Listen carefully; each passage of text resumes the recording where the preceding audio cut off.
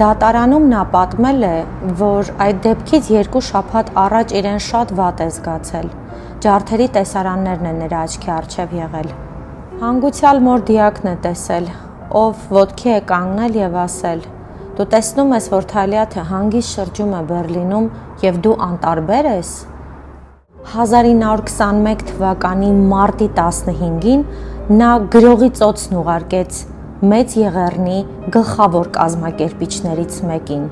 և այդ պատվարժան հայի անունն է Սողոմոն Թեհլերյան։ Թեհլերյանը ականատես է եղել, թե ինչպես են թուրքերը վայրագություններ իրականացրել հայերի և իր ընտանիքի անդամների նկատմամբ։ Նա տեսել է, թե ինչպես են կաթնահարում եղբոր գլուխը, բռնաբարում քրոջը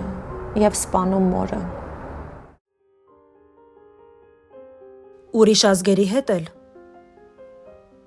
թուրքերը միայն հայերի հետ այս ձևով վարվեցին։ Ինչպես սպանվեցին ձեր ծնողները։ Կողոպուտի ժամանակ քարավանի առջևից մեզ վրա կրակեցին։ Այդ պահին ժանդարմներից մեկը քաշեց տարավ քրոջս։ Մայրս սկսեց գոռալ, աչքերս կուրանան։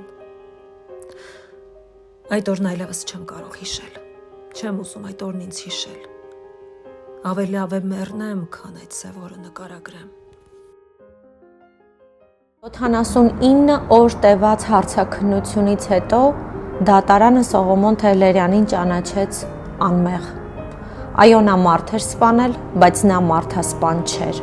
Հիշատակըտ վառ Սողոմոն Թեհլերյան։